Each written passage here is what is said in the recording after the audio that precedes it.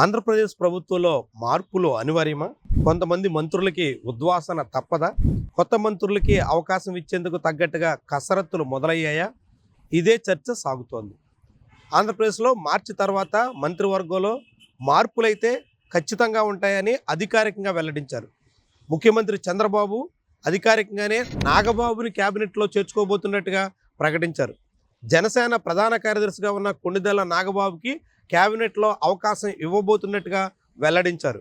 అయితే అది మార్చి తర్వాతే ఉంటుందని ఉప ముఖ్యమంత్రి పవన్ కళ్యాణ్ అధికారికంగా ధృవీకరించారు. మొదట నాగబాబుని ఎమ్మెల్సీ చేసిన తర్వాత ఆయనకి క్యాబినెట్లో అవకాశం ఇవ్వబోతున్నట్టుగా తేల్చేశారు. అయితే అదే సమయంలో కేవలం నాగబాబు చేరికతో మాత్రమే సరిపెడతారా, లేకుంటే మరిన్ని కూర్పులు చేర్పులు కూడా ఉంటాయా అన్నది పెద్ద చర్చనీయాంశం. ఆంధ్రప్రదేశ్లో ఇప్పటికే మంత్రుల తీరు మీద ప్రభుత్వాధినేత పెద్దగా సంతృప్తిగా లేరు. అనేక మార్లు తన అసంతృప్తిని ఆయన వెల్లడించారు. క్యాబినెట్ భేటీల సమయంలో అనేక మంది మంత్రులను హెచ్చరించారు. పనితీరు మార్చుకోవాలని సూటిగానే చెప్పేశారు.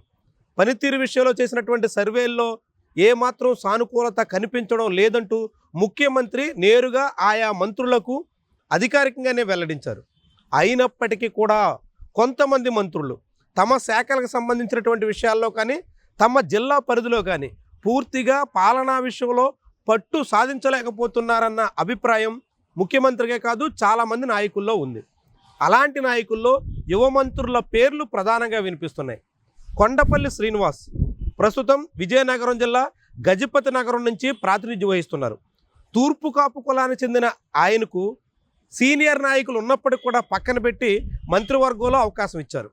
కిమిడి కళా వెంకట్రావు లాంటి సీనియర్ తూర్పు కాపు నాయకుడు ఎమ్మెల్యేగా గెలిచినప్పటికి కూడా ఆయనకు అవకాశం ఇవ్వకుండా కొండపల్లి శ్రీనివాస్కి నేరుగా క్యాబినెట్ బెర్త్ కేటాయించారు.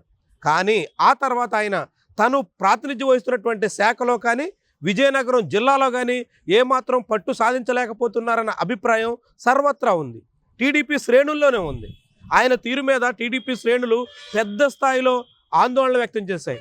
ముఖ్యంగా మాజీ మంత్రి, వైఎస్ఆర్సీపీలో కీలక నేత, ప్రస్తుతం ఏపీ శాసనమండలి ప్రతిపక్ష నాయకుడిగా ఉన్న బొత్స సత్యనారాయణ కాళ్లకు కొండపల్లి శ్రీనివాస్ ముక్కారంటూ టీడీపీ శ్రేణులే విస్తృతంగా ప్రచారం చేశాయి.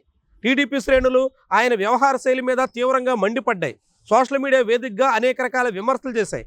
చివరకు కొండపల్లి శ్రీనివాస్ వివరణ ఇచ్చుకోవలసి వచ్చింది. తాను కేవలం ముఖాముఖిగా అభివాదం చేశానే తప్ప కాళ్లకు ముక్కాను అన్న ప్రచారంలో వాస్తవం లేదంటూ ఆయన చెప్పుకోవలసి వచ్చింది. ఇది మాత్రం కొండపల్లి శ్రీనివాస్కి చాలా డ్యామేజ్ చేసిందనే మనం చెప్పొచ్చు. దాంతోపాటుగా తాజాగా క్యాబినెట్ భేటీ సందర్భంగా చంద్రబాబు నాయుడు నిర్వహించిన సమావేశంలో కూడా సోషల్ మీడియాలో సైతం కొండపల్లి శ్రీనివాస్ వ్యవహార శైలి ఏమాత్రం సక్రమంగా లేదన్నట్టుగా అసంతృప్తిని సీఎం వ్యక్తం చేశారు. ఐటీ నుంచి వచ్చినటువంటి వ్యక్తిగా కూడా సోషల్ మీడియాలో మంచి ప్రభావం చూపాల్సినటువంటి దశలో ఎటువంటి ఆసక్తి చూపడం లేదేంటి అన్నట్టుగా సీఎం ప్రశ్నించారు. ఇది కూడా కొండపల్లి శ్రీనివాస్ కొనసాగిస్తారా లేదా అన్నటువంటి ప్రశ్నలకు ఆస్కారం ఇచ్చేటువంటి ఉదంతం. ఒకవేళ మంత్రివర్గ పునర్వ్యవస్థీకరణ సాగితే కొండపల్లి శ్రీనివాస్కి ఊస్టింగ్ తప్పదనేటువంటి అభిప్రాయం ఈ పరిణామాలన్నీ ఊతమిస్తున్నాయి. మరొక మంత్రి వాసంశెట్టి సుభాష్, ఆయన శెట్టిబలిజ కులం కోటాలో ఏపీ క్యాబినెట్లో బెర్త దక్కించుకున్నారు. ఎన్నికలకు కొద్ది నెలల ముందే ఆయన తెలుగుదేశం పార్టీ తీర్థం పుచ్చుకున్నారు. అంతకుముందు ఆయన మాజీ మంత్రి పినిపే విశ్వరూప్ సహచరుడిగా, అనుచరుడిగా వైఎస్ఆర్సీపీలో క్రియాశీలకంగా పనిచేశారు. అక్కడ వచ్చినటువంటి విభేదాలతో 2024 ఏడాది ఆరంభంలో తెలుగుదేశం పార్టీలో చేరి ఆ పార్టీ తరపున రామచంద్రపురం ఎమ్మెల్యే టికెట్ సాధించి నేరుగా గెలిచిన వెంటనే మంత్రిగా అవకాశం దక్కించుకున్నారు. ఆ తర్వాత ఆయన అనేక వివాదాల్లో ఇరుక్కుంటున్నారు. చివరకు శెట్టిబలిజ కులస్తుల్లో కూడా మంత్రి వాసంశెట్టి సుభాష్ తీరు మీద తీవ్రమైనటువంటి అసంతృప్తి వ్యక్తమవుతుంది. సోషల్ మీడియాలోనూ బాహాటంగానూ అది వ్యక్తమవుతోంది. ఈ నేపథ్యంలో వాసంశెట్టి సుభాష్ని కొనసాగించాలా లేదా అన్న దాని మీద చంద్రబాబు పునరాలోచన చేస్తున్నట్టుగా కూడా ప్రచారం సాగుతోంది. ఇప్పటికే చంద్రబాబు తెలుగుదేశం పార్టీ సభ్యత్వం విషయంలో వాసంశెట్టి సుభాష్ తీరు మీద తీవ్రమైనటువంటి అసహనాన్ని వ్యక్తం చేశారు. ఆ ఆడియో వైరల్ కూడా అయింది. నీ పనితీరు మార్చుకోకపోతే ప్రత్యామ్నాయం చూసుకోవాల్సి ఉంటుందంటూ నేరుగా సీఎం వాసంశెట్టి సుభాష్ని హెచ్చరించేశారు. ఇంకా ఇందులో సీరియస్నెస్ రాలేదు రాజకీయాల పైన. ఫస్ట్ టైం ఎమ్మెల్యేవి, ఫస్ట్ టైం మంత్రివి, వేరే ప్రాంతాల నుంచి వచ్చి నువ్వు ఒక ఎమ్మెల్యేగా ఇచ్చి ఎమ్మెల్యే ఇస్తాను ఎంపీ మంత్రి ఇస్తే కనీసం నీకు పట్టుదల లేకపోతే ఎట్లా నువ్వు మీరు చేయకపోతే మాత్రం నేను కూడా సీరియస్ గా ఆలోచిస్తాను. పార్టీకి ఉపయోగపడే రాజకీయాలు ఎందుకు పనిచేయాలి? ఏం చేస్తారు మీరు ఎమ్మెల్యేలు?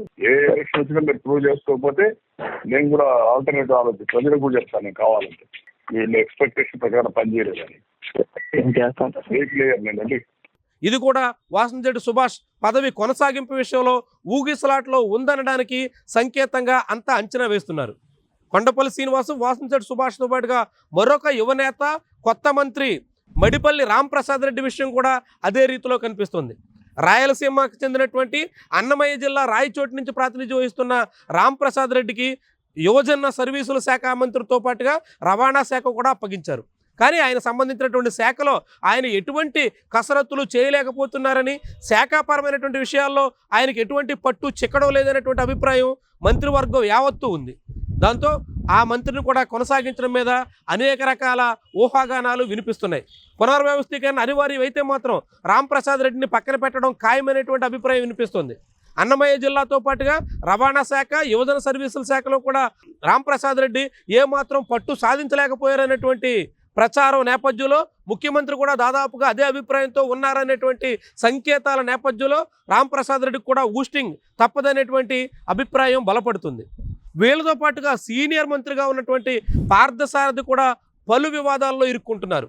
నేరుగా తెలుగుదేశం పార్టీ శ్రేణులే ఆయన మీద తీవ్రంగా మండిపడుతున్నారు.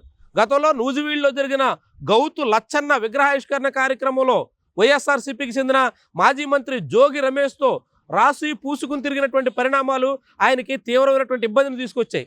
బాహాటంగా క్షమాపణలు చెప్పాల్సి వచ్చింది. పార్టీ అధిష్టానానికి, పార్టీ శ్రేణులకి ఆయన వివరణ ఇచ్చుకుంటూ క్షమాపణలు కూడా చెప్పారు. కానీ ఆ తర్వాత కూడా వివాదాలు కొనసాగుతున్నాయి. తాజాగా నూజివీడులో మట్టి తవ్వకాల విషయంలో మంత్రి తీరు మీద తీవ్రమైనటువంటి దుమారం చెలరేగుతోంది. గన్నవరం ఎమ్మెల్యే యార్లగడ్డ వెంకట్రావు బాహాటంగానే విమర్శలు గుప్పించారు. దాంతోపాటుగా తెలుగుదేశం పార్టీకి చెందిన చాట్రాయి మండలం నాయకులు రాజీనామాలు కూడా సమర్పించారు. కేవలం పార్థసారథి వ్యవహార శైలితోనే తామంతా టీడీపీకి దూరం అవుతున్నట్టుగా వెల్లడించారు. ముఖ్యంగా పార్థసారథి తన అనుచరులుగా అటు వల్లభనేని వంశీ, కొడాలి నాని మనుషుల్ని తీసుకొచ్చి మొత్తం నియోజకవర్గంలో మైనింగ్ వ్యవహారాలు చక్కబెట్టేస్తున్నారంటూ అనేక ఆరోపణలు వస్తున్నాయి. తెలుగుదేశం పార్టీ అనుకూల పత్రికల్లో కథనాలు కూడా వస్తున్నాయి. పార్థసారథి మీద గురిపెట్టి అనేక రకాల విమర్శలు వెల్లువెత్తుతున్నాయి.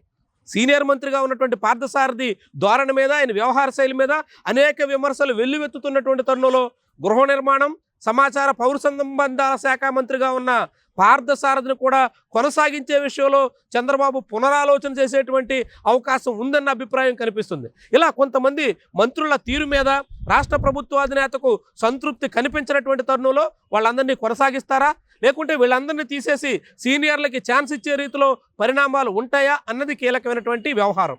మార్చి తర్వాత మంత్రివర్గంలో మార్పులు ఖాయం కాబట్టి ఆ మార్పులు కేవలం చేరికతో సరిపెడతారా, లేదంటే కూర్పులు పూర్తి పునర్వ్యవస్థీకరణ దిశగా మళ్ళుతాయా అన్నదే కీలకమైనటువంటి అంశం. పునర్వ్యవస్థీకరణ సాగితే మాత్రం చాలామంది వరకు మంత్రుల మీద వేటు తప్పదనేటువంటి అభిప్రాయం వినిపిస్తుంది. ఇంకా ప్రభుత్వం ఏర్పడి ఏడాది కూడా గడవక ముందే మంత్రుల మీద అనేక రకాల ఆరోపణలు, అనేక రకాల విమర్శలు స్వయంగా సొంత పార్టీ శ్రేణుల నుంచే వెల్లువెత్తుతున్నటువంటి తరుణంలో వారి కొనసాగింపు మాత్రం ఊగిసలాట్లో ఉందనేటువంటి వాదన బలపడుతుంది. దాంతో చంద్రబాబు ఎలాంటి నిర్ణయం తీసుకుంటారు, ఎవరెవరిని కొనసాగిస్తారు, లేదంటే కొద్ది కాలం సమయం ఇచ్చి వేచి చూస్తారా, లేకుంటే బూస్టింగ్ చేసేసి కొత్త వాళ్ళకి ఛాన్స్ ఇస్తారా, పునర్వ్యవస్థీకరణ దిశలో ఏ మేరకు అడుగులు వేస్తారు అన్నది ప్రధానమైనటువంటి అంశం. ఇది ఈరోజు ముఖ్యమైనటువంటి పరిణామం. తెలుగుదేశం పార్టీ ముఖ్యంగా రాష్ట్ర ప్రభుత్వంలో జరుగుతున్నటువంటి ఇలాంటి పరిణామాలు రాష్ట్ర రాజకీయాలపై ప్రభావితం చూపుతాయనడం నిస్సందేహం.